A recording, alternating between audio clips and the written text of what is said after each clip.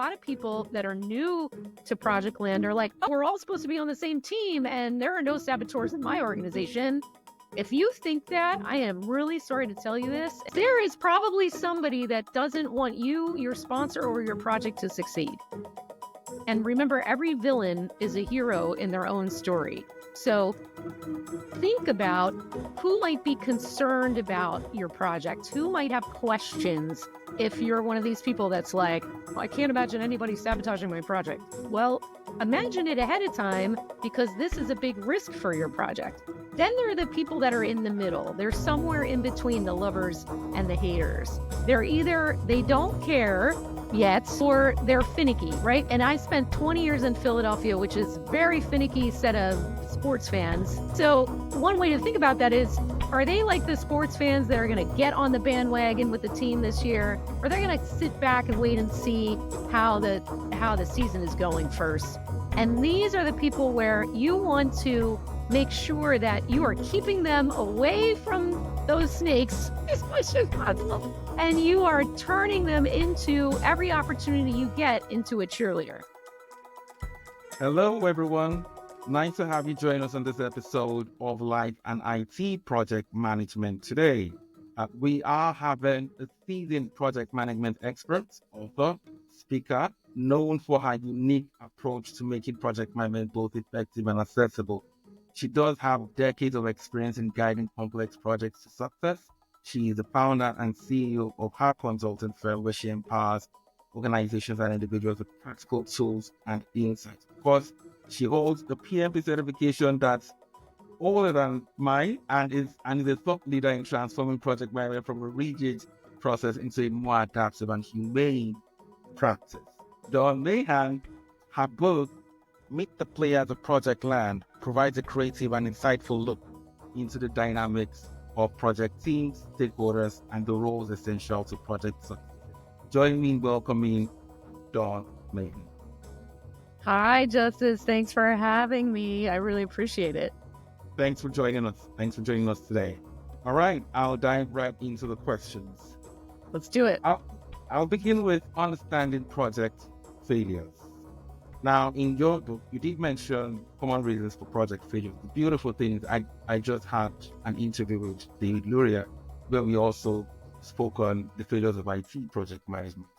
Now, continuing forward, you did mention common reasons for project failure, such as poor project definition and lack of competent leadership. Now, for someone just starting out in project management, how can they ensure they adequately define project requirements from the onset? Yeah, so when you're first starting out, especially, I can relate to just starting out in IT project management because many years ago, that's where I started my project management journey. And it was completely by accident. I got a phone call where one of my absolute favorite salespeople called me in the morning. I wasn't even really awake yet at my desk, when there was a desk phone. And he called and was like, Dawn, I want to warn you about something. Don't freak out. And I said, wait, what? Because if somebody you respect says don't freak out, you're going to freak out.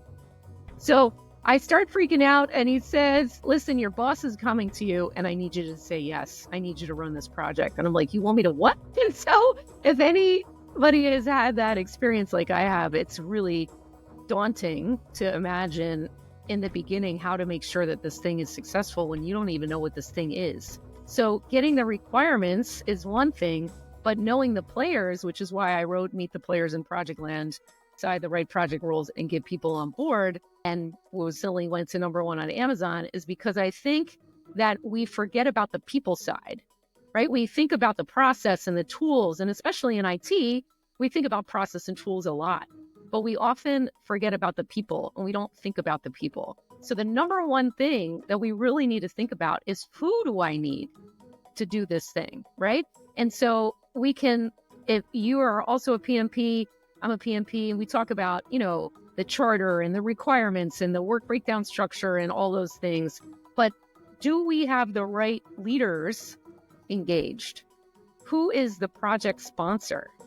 who is going to be engaged from the beginning to the end, and maybe even beyond if it goes into operations and we need to achieve benefits on it. So some serious thinking in the beginning about who is really important. And of course, there's the idea that, well, maybe we don't even have a charter yet. Maybe you have a drive-by leader that just dropped a project on your desk, right? And that happens a lot. And where you might not even know yet if it's a project, right? Like that just might sound like a piece of work or a request or something.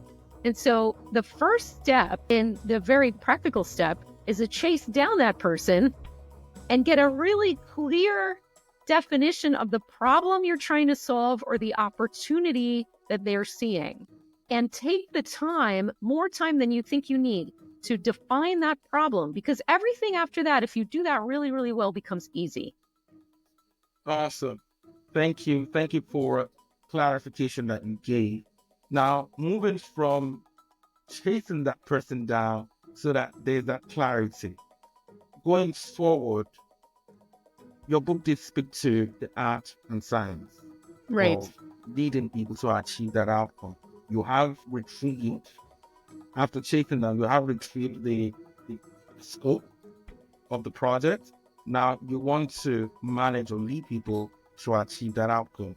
Could you elaborate on what elements of project management could be art and which are science for the aspiring project manager, and even for some experienced project managers who might be entirely technical? Absolutely. I love this because I really, really, really believe that project management is both an art and a science, and you need both to do it really well.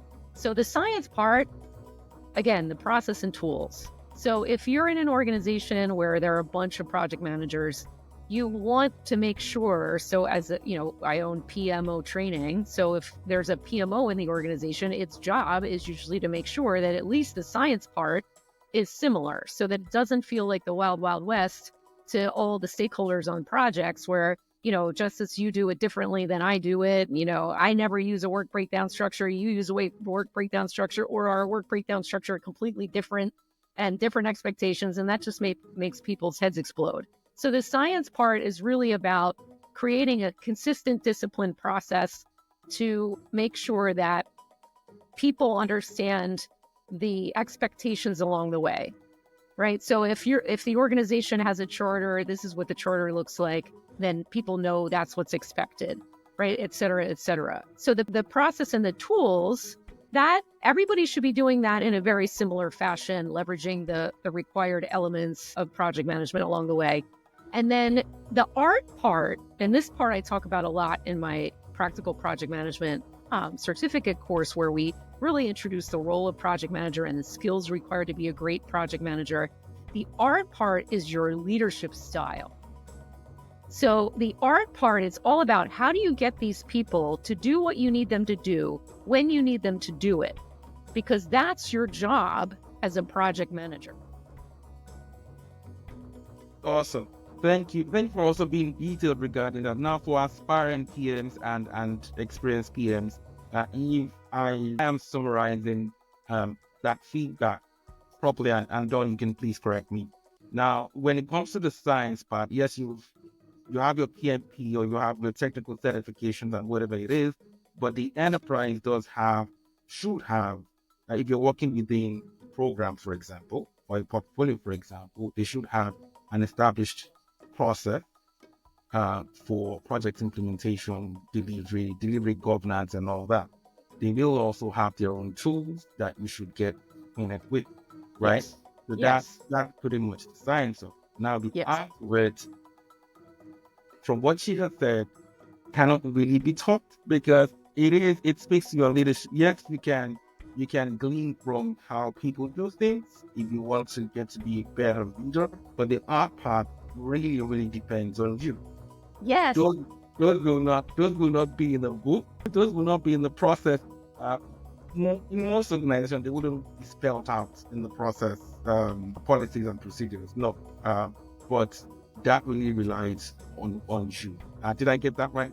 Yeah, I love how you said that. And there's a story in the book about this, because I had a senior leader come to me when I was the PMO director in the Fortune 500, and she said, not all your PMs are the same. And I'm like, that's right.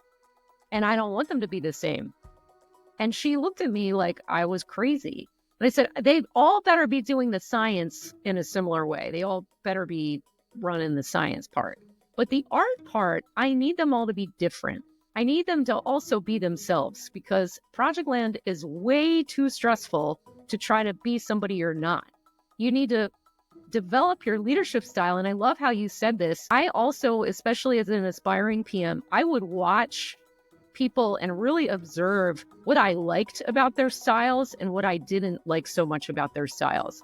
And when I liked something about their styles, about how they interacted with people, how they respected people, how they made decisions, even phrases that they would use, how they kind of sat in their chairs even, right? I was noticing all of this, and the senior leaders that I respected, I was trying my best to emulate those things that I respected and I appreciated about their leadership styles, so that I could intentionally develop my own leadership style and try to also have fun, because Projectland's so stressful that, I want to make sure that my team members feel loved and respected and appreciated and have the support they need, and that I'm doing everything I can to lead in the best way I can, even though we're all human and this project world is very hard. So the leadership style also includes, I was kind of alluding to it, communication style, right? Your decision-making style and abilities, because let's face it, the clock is always ticking on projects, and you have to be able to make decisions, know how to make decisions, know when to make decisions, know if that decision is yours to make, and get it made on time. So some of those things are all part of it, right? And that's some of what we go over in that class that I teach too. So try to help people get like, hey, you got to develop your own leadership style out of this. Beautiful, beautiful. So we are going to just basically move the needle forward a bit and deep dive into the art part. Now, from what you said, the art part sounds like it's made up of two pieces: leading self and leading others, right? I like So that. leading self, you've spoken to communication, you've spoken to decision making, you've spoken to those aspects. You've spoken to non-verbal communication as well, how you set and carry yourself and all that. Now the other piece, which is stakeholder management. In your book, you illustrated the various types of stakeholders in Projectland, from cheerleaders to saboteurs. How can a project manager identify and effectively manage these different stakeholders? Yeah, so there are a ton of techniques that I talk about in the book, but one of the things is just ask the question first of yourself and then of your sponsor, maybe a couple key, very trusted team leads, for example, if you have those that you're working with. Ask the question, who cares about this project? Who might love our project, hate our project, or be somewhere in between? And if they love your project, this is a person that's like, I've been wanting this tool in the organization for 5 years. I've been asking for this capability for, ages. I'll do anything to help you get this in, to help you with this project, right? Those are your cheerleaders. And knowing who they are is really important, because they are really excited. And so the animal avatar I use in the book is my dog, who, just as you saw on camera, is the happy dog, right? And I use the happy dog, because if anybody ever knew a happy dog, like, they can make a mess if they get too excited, right? So the same thing happens with humans. They might be really excited, but you need to harness their energy for good, because they could accidentally make a mess if they say the wrong thing to the wrong people, at the wrong time, because they're not plugged into like, oh, well, gee, we dropped that out of the scope, right? Like, that's not part of it anymore or something. And there's some stories about that in the book too. And so the who loves your project is important. And then you mentioned saboteurs. So the animal avatar for the saboteur is the snake, because if you're skipping happily through Projectland and there's a snake in the grass and you happen to get near it, it's going to jump up and bite you, right? And the same thing happens with the saboteur. So a lot of people that are new to Projectland are like, oh, but we're all supposed to be on the same team and there are no saboteurs in my organization. If you think that, I am really sorry to tell you this, and maybe, but there is probably somebody that doesn't want you, your sponsor, or your project to succeed. For some reason or another, their own special reasons. And remember, every villain is a hero in their own story.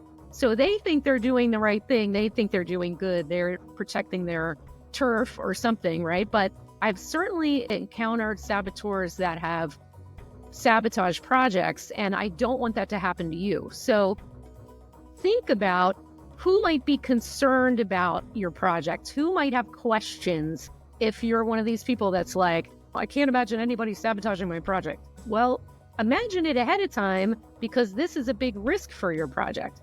Then there are the people that are in the middle. They're somewhere in between the lovers and the haters. They're either they don't care yet, or they're finicky, right? They're just going to, and I spent 20 years in Philadelphia, which is very finicky set of sports fans here. And so one way to think about that is, are they like the sports fans that are going to get on the bandwagon with the team this year? Or they're going to sit back and wait and see how the season is going first? And these are the people where you want to make sure that you are keeping them away from those snakes as much as possible. And you are turning them into every opportunity you get into a cheerleader. Yeah. Thank you so much. Now, at this point, if I might include this plug, everything Dawn is explaining, it will really help for you to get the book.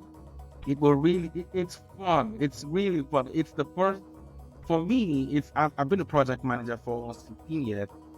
It's the first book I will read that will very arty, let me put it that way, yes, arty, and make it real. Because, for example, in my early days as well, I was also naive, because when the pin book then would clarify stakeholder, the definition of a stakeholder, anyone who would be impacted and stuff, you don't really understand what that means until you have people throw segues your way and they were not involved from the beginning. That is, so what she's saying is definitely real, especially for experienced project managers. But for aspiring project managers, there are people that you should make sure that your sponsors or whoever is helping you identify, so that you are not tossed out of the window anytime soon. Absolutely.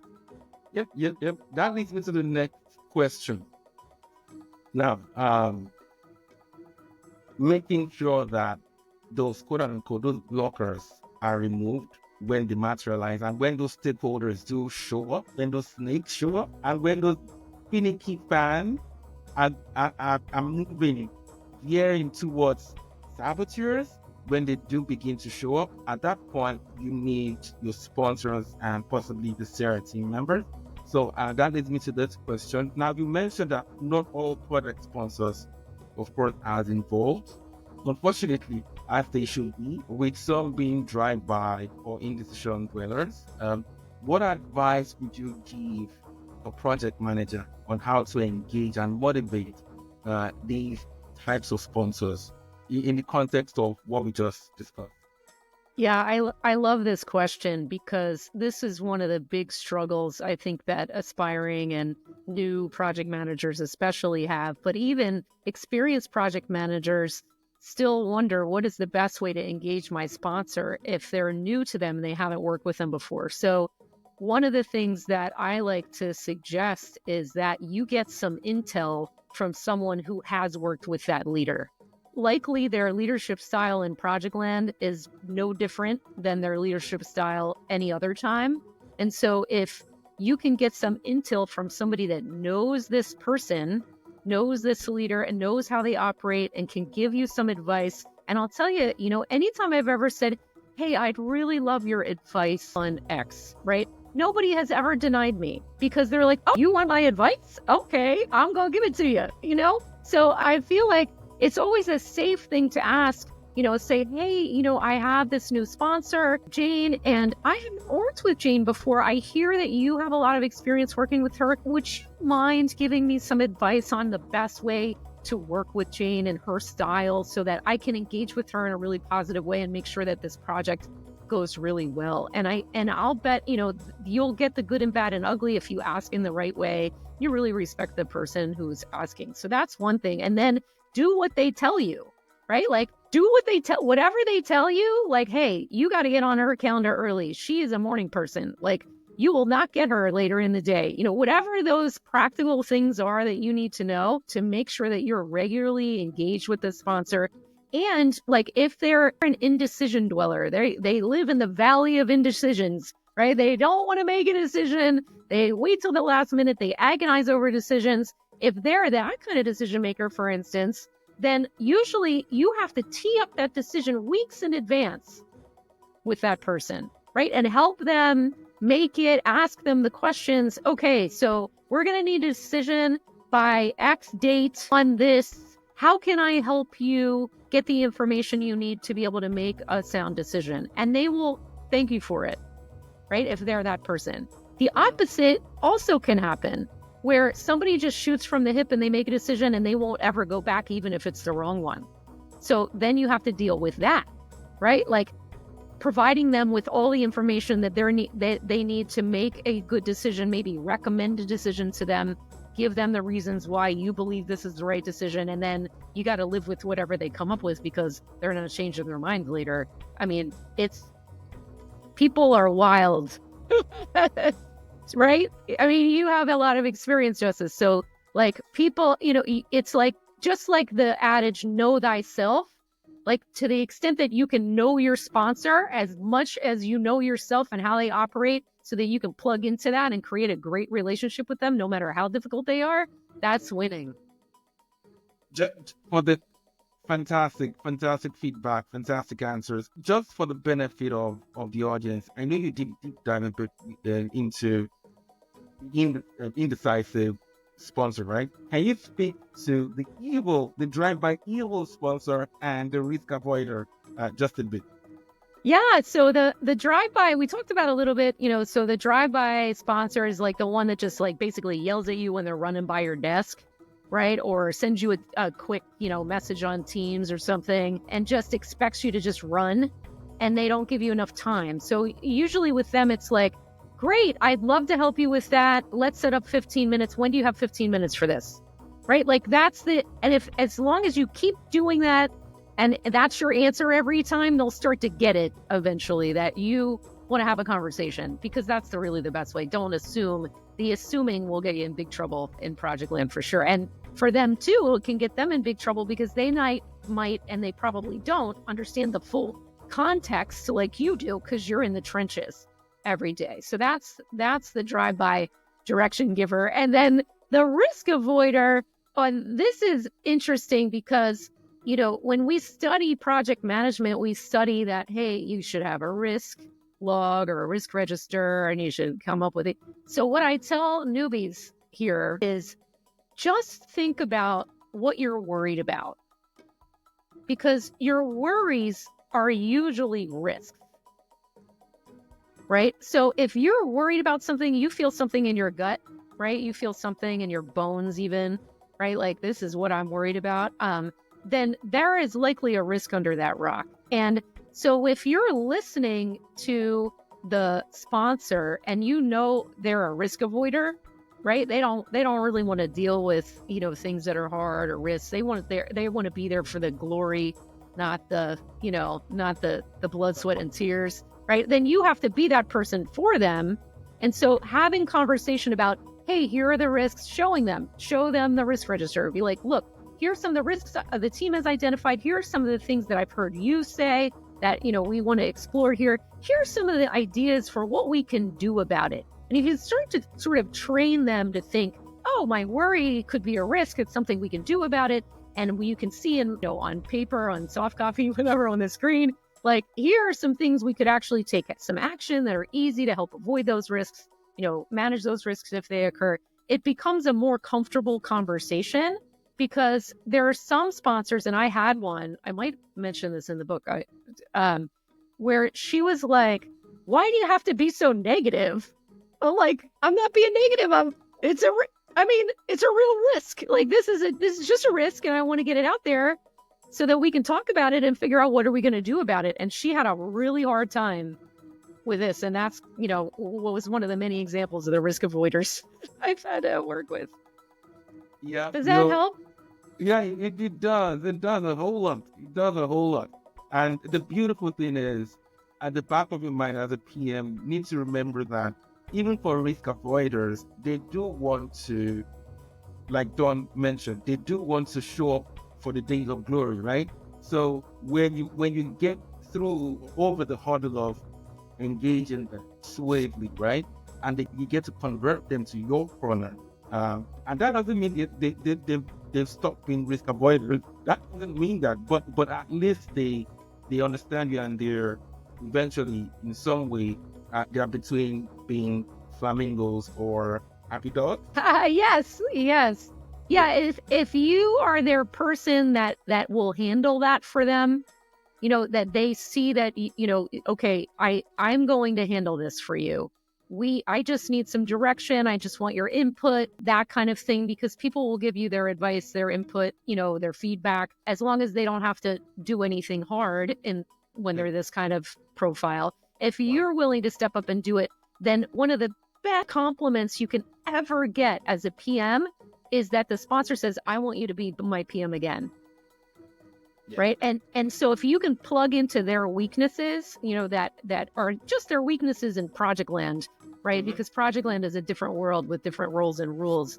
And if they can't really step up in some of these areas and you can step up for them, they're going to feel that support, even if they never admit it to anyone else.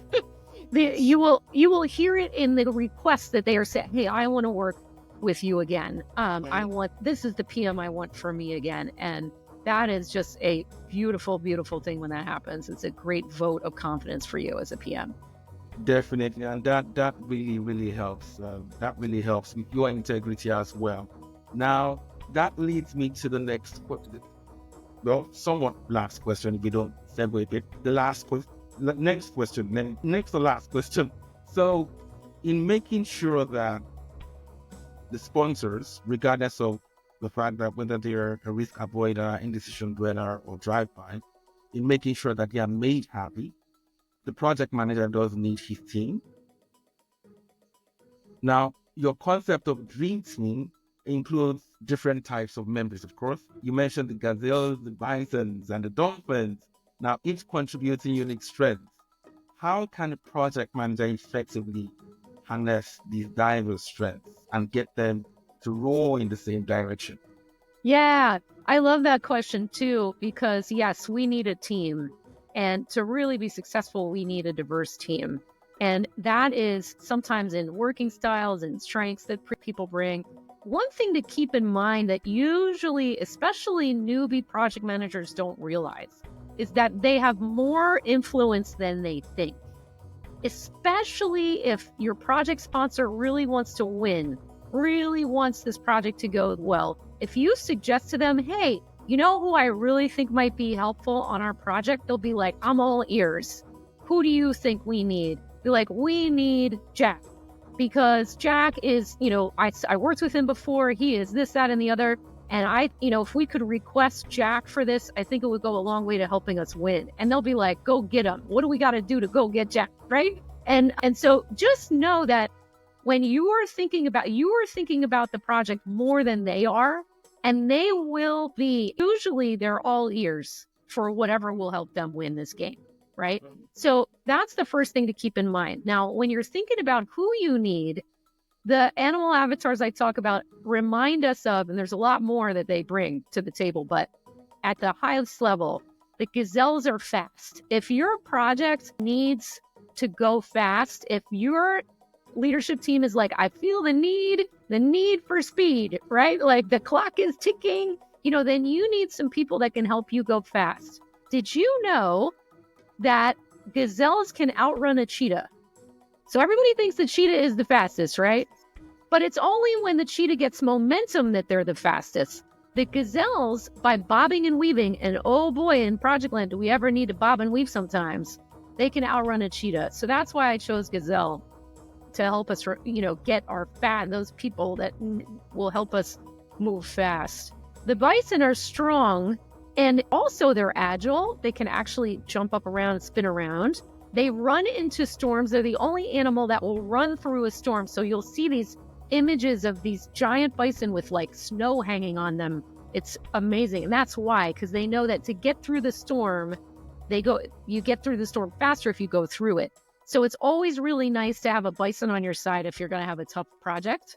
And then the dolphins, aren't they beautiful? So the dolphins, folks bring the fun, but they also care about people. So if you have a project in IT and many times in IT, we forget about the humans on the other side that are going to need to use the tool, right? Whose worlds are going to be upside down because we have a new way we're asking them to do work.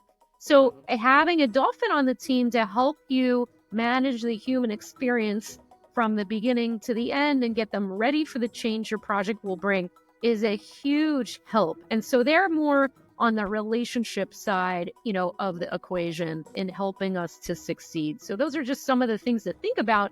Who do you need to help you succeed because of the profile of your project and what it's going to do inside the organization? Fantastic. I have thoroughly enjoyed this. I have enjoyed this because of the fact that there are things you wish you knew when you started out. That's so right. Yeah. Unfortunately, you did not have access to resources that help to explain.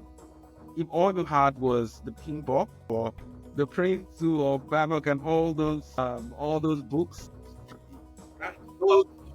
the art of managing projects to desired outcomes, right?